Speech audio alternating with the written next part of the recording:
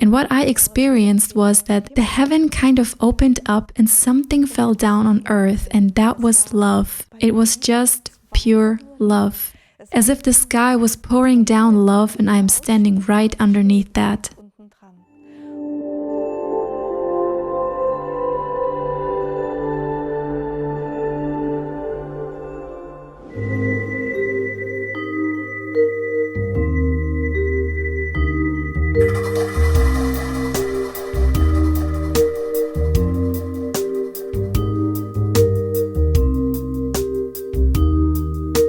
Miss Schmidt, you studied philosophy, German studies and arts.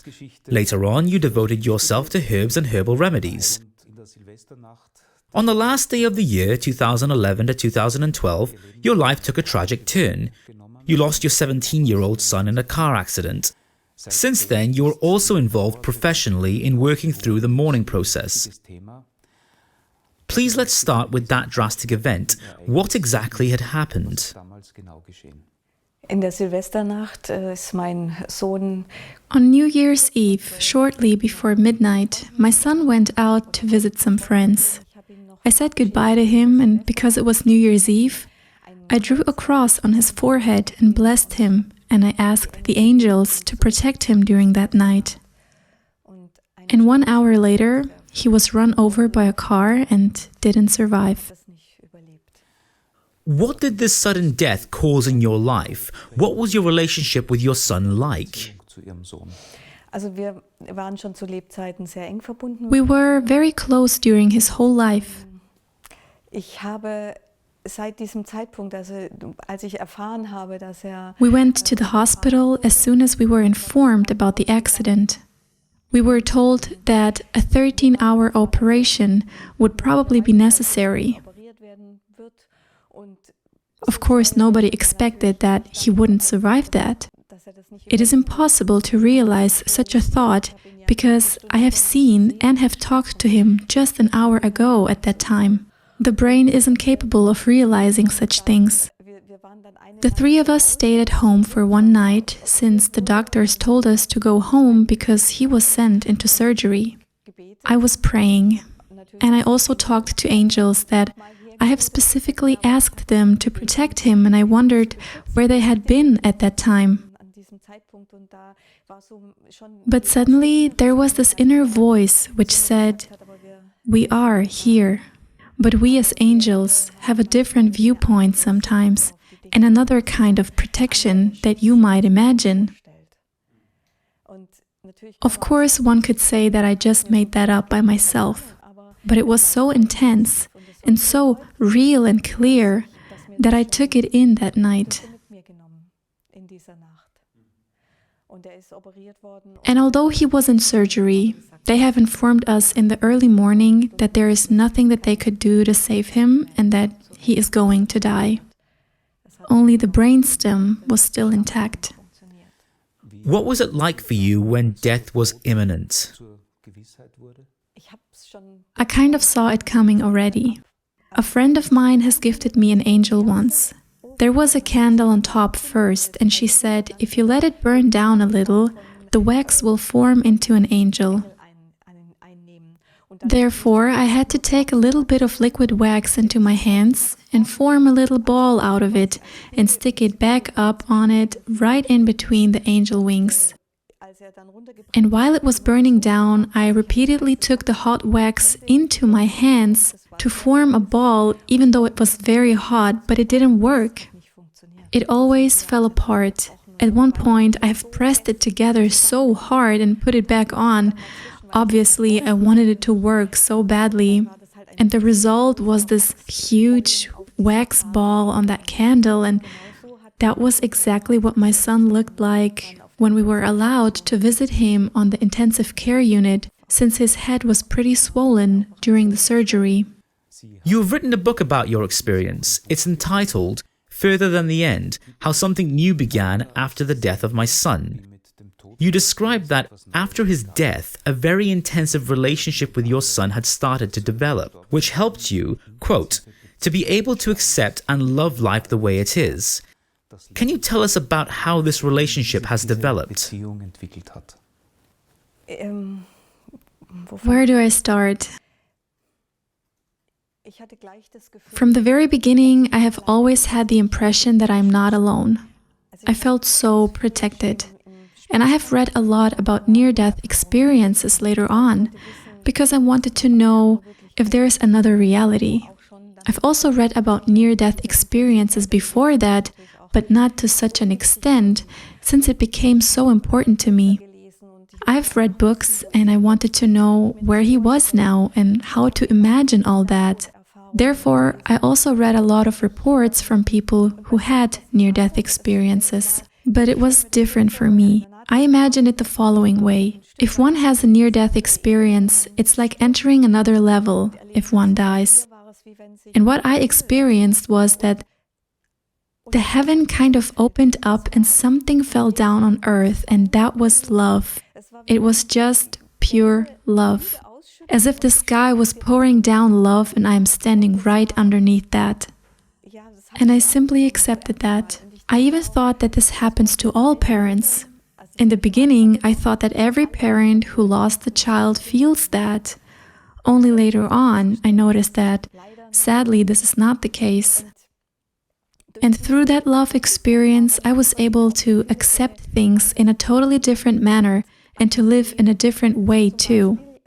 For instance, when I was at the intensive care unit with my son, he stayed there for one more night since he was still alive, but we knew that he was running out of time. He had a younger brother as well who was 13 at that point. He was also under a severe shock and needed us very much. Of course, I wanted to stay in the hospital, but then there was this inner voice again telling me to go home. It said, "You are needed at home more than here. There's nothing you can do for me anymore. There are other powers at work who are taking care of me now. I'm doing fine. I'm protected. Go home, because now you have to live on with this fate. And everything that is hurting now or that doesn't feel right at the moment, you will have to process that later on. So please, go home now to your husband and to your son and hold each other in this night." And even if it might be hard for some people to understand that, but this is what I did. I knew it was right, and it also felt right to go home. We came back in the morning, but his aunt was with him during the whole night. I guess it was also important for her to watch over him. So he was not alone in the physical realm that night, but I was also convinced that he was already connected elsewhere. Did this experience of love help you to come to your own feet again faster in earthly realms? Definitely, very much so. It was a tremendous help. Something that everyone knows is the feeling if things annoy you or upset you, or if you feel like something is unjust. That was all gone. That didn't exist anymore. There was just this love. And I felt so fulfilled from the inside too. My experience was that it comes from above, but it is also coming from within myself. It is present inside me. And I couldn't do a lot back then anyways, because I used to have severe back pain even before that. But when my child died, I was completely done. For 9 months, the same time period when a woman carries a child under her heart, I haven't been able to sit, stand, or walk. I had the strong epoxy corset, and when I put that on, I was at least able to walk a few steps with my dog outside, but not for too long. Essentially, I was completely shut off from any social life because obviously if you cannot sit or stand, you can't go see other people. The only way was if they come to visit you and sit next to you on the couch. Of course, one could say, how horrible, she lost her son first and now she can't do anything on top of that, can't see anyone and can't distract herself. But honestly, for me, that was the right thing, because I was able to read, to take notes, write, and do all the things that were so important for me at that time. It was a reduction in order to focus on the most essential, which helped me so much. My day consisted of making breakfast for me and my younger son somehow. I was there for him as much as I could, obviously, but Everything else was not important anymore. Work or anything like that was not existent anymore. Also, my son's friends came to visit. They just sensed that there was some space to communicate openly with someone about life and death. And so, sometimes I invited these teenagers, they were teenagers back then, for lunch, for example. So my everyday life consisted of somehow being able to make lunch and to sit with them and to talk to them about death. The text of your book, did it originate in that time period? Not in the beginning. That only started when I was healthy again and when I didn't have any physical pain anymore. That's when I started to write and when it started to flow. Believing in a life after death turned into a certainty for you then? Exactly. I have always been interested in it, and I never believed that everything is over afterwards. But this impressive experience and this inner voice that always accompanied me for quite some time, it wasn't only when I experienced the first shock. It stayed with me for about a year. That inner voice and that love accompanied me. That was extremely helpful in working through the mourning process. It also gave me some kind of perspective where my path was leading me to. Today it's a little bit different. I am sometimes standing at a crossroad, not knowing if I should turn left or right. But back then, there was no doubt about it. I just knew that I am on my way, taking one step after the other, and it's good that I take the next step.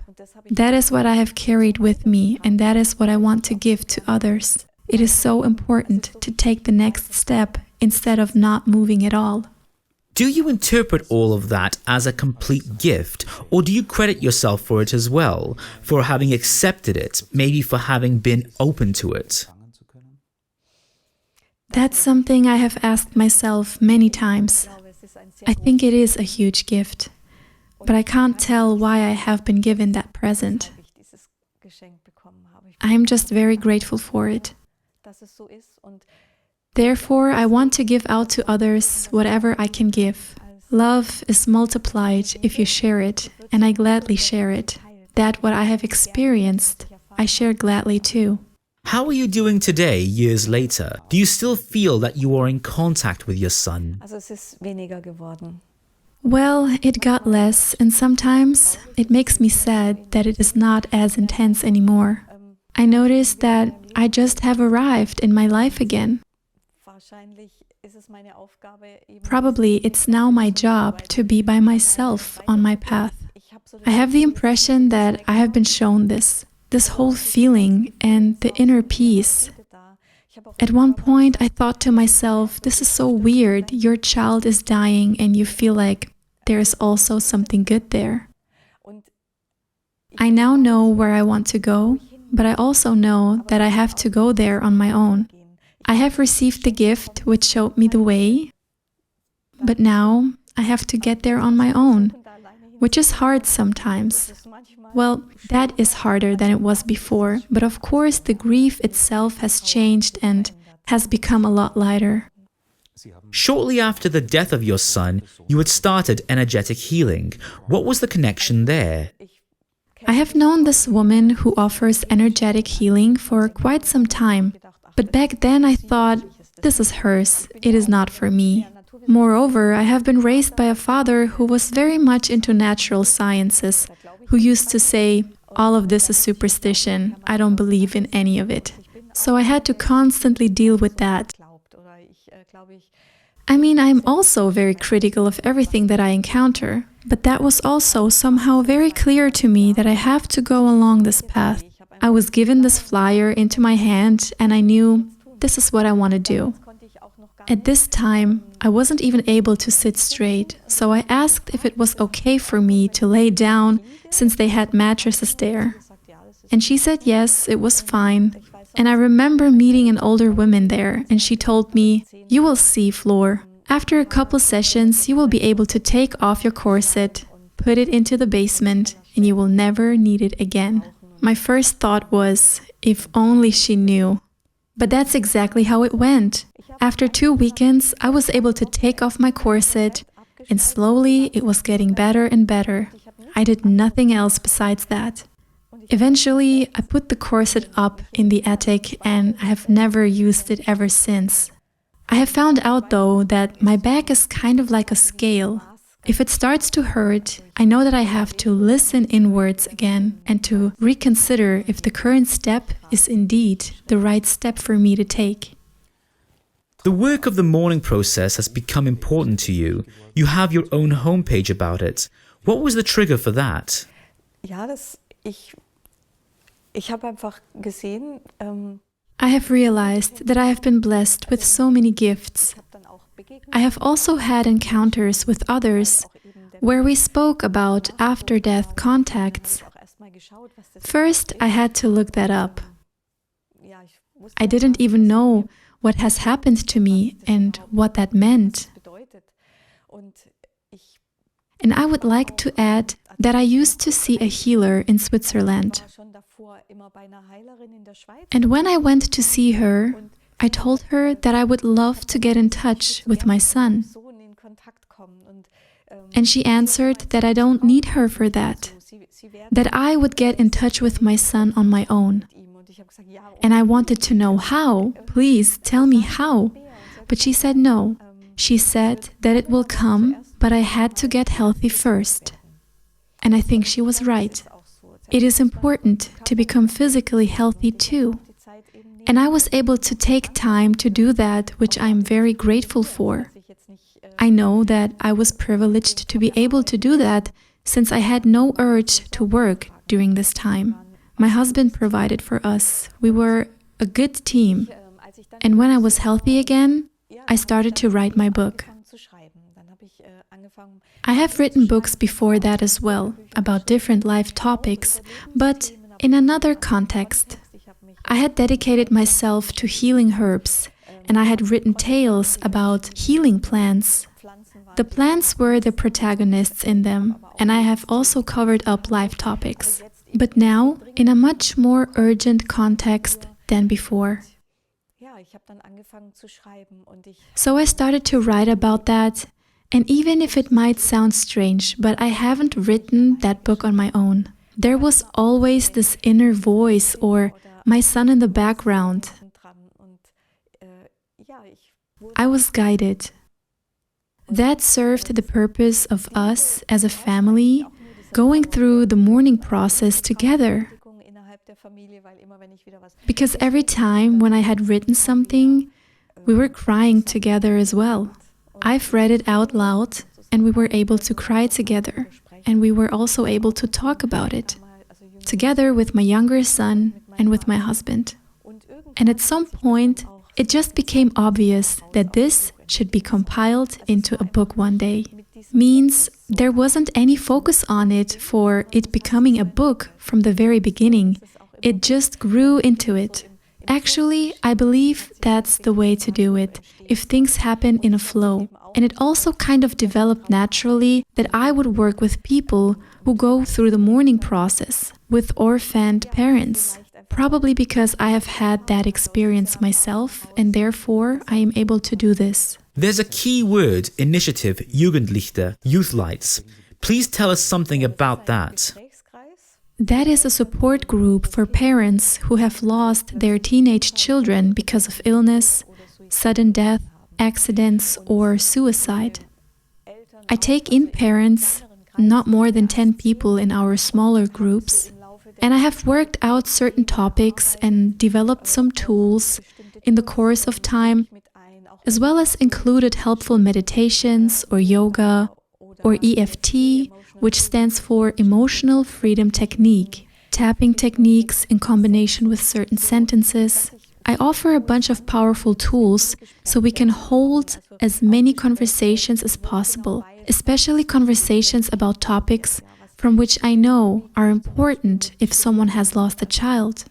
For instance, how do I cope with holidays and other special days, Christmas, birthdays, but also the child's date of death, which is very hard for those parents who have lost a child. I also talk with them about faith, about a lot of things that come up where I know exactly that these are the topics that concern all orphaned parents. We have very similar key points that we want to work through. And what's especially important to me is to keep going. I often compare grief with an experience in the desert. The desert, kind of like the desert of life.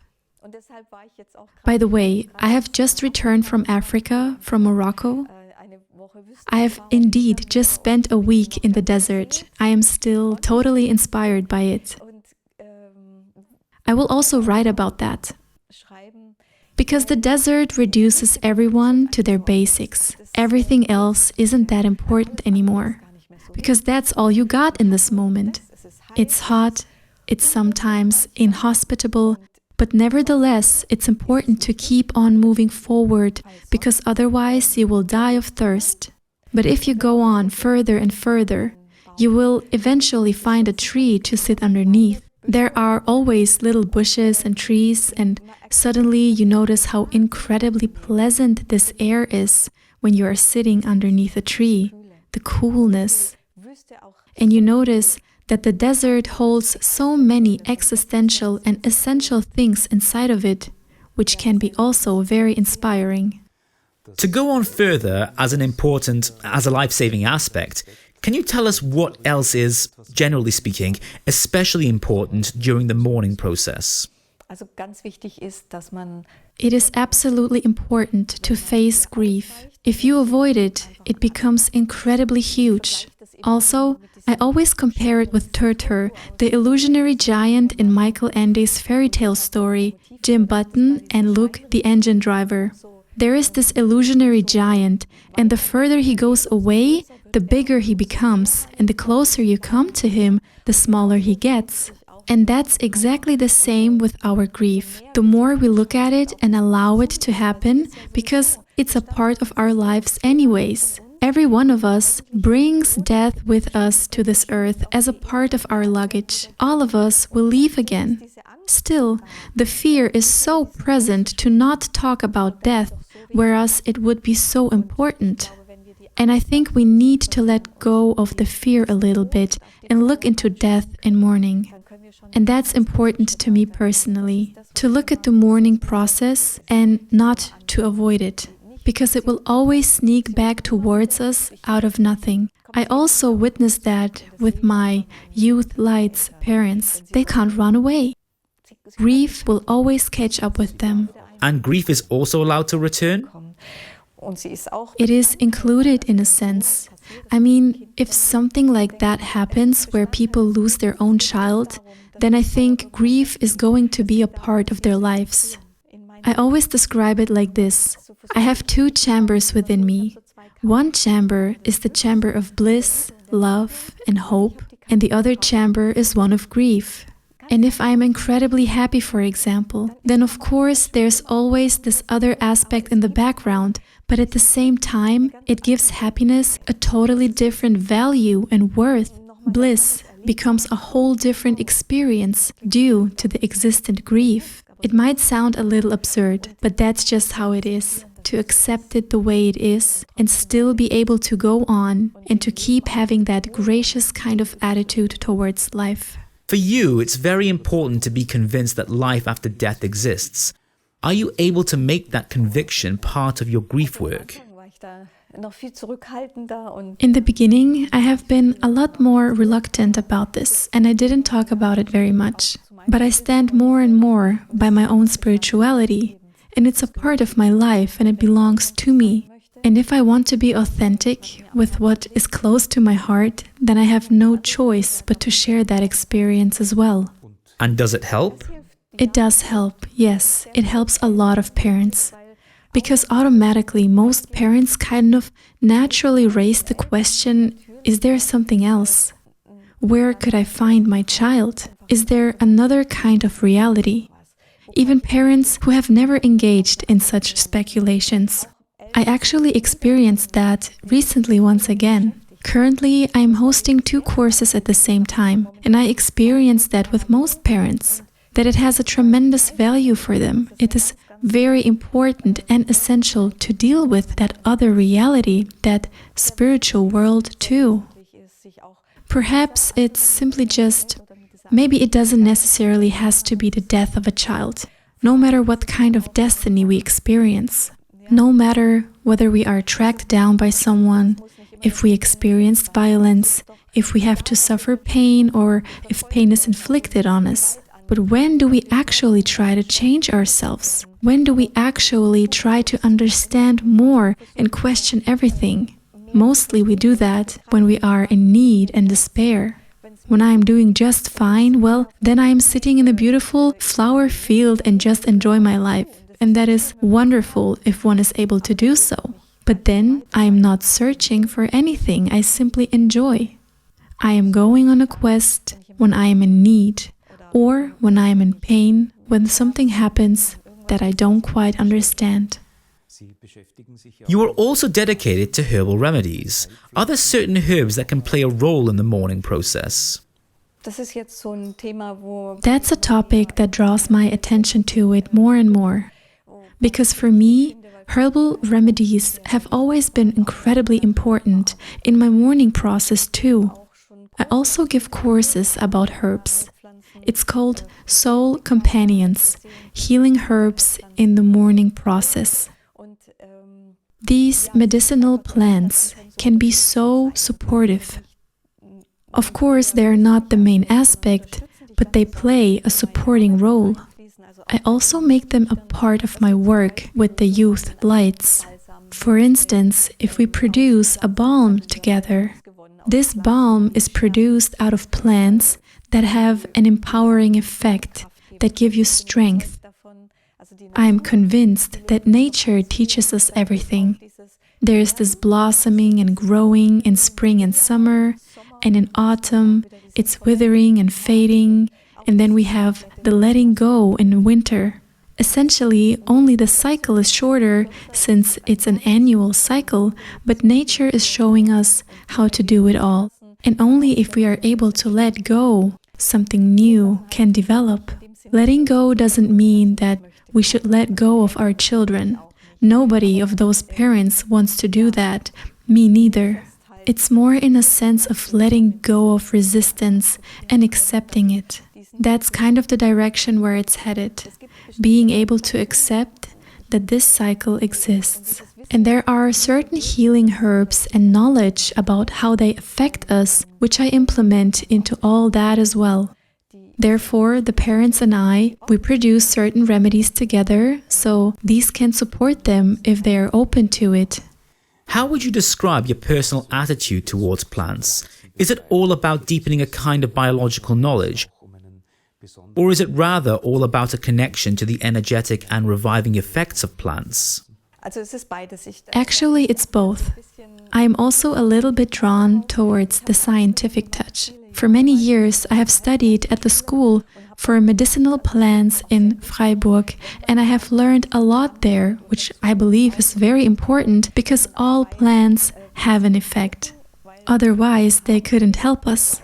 But they also have side effects and contraindications, and I think it is very important to know about those as well. But beyond all that, they also have an energetic field, of course, meaning they can also support us energetically and give us strength, give us power. That's something you perceive? Yes, exactly. And everyone can try that in his own manner.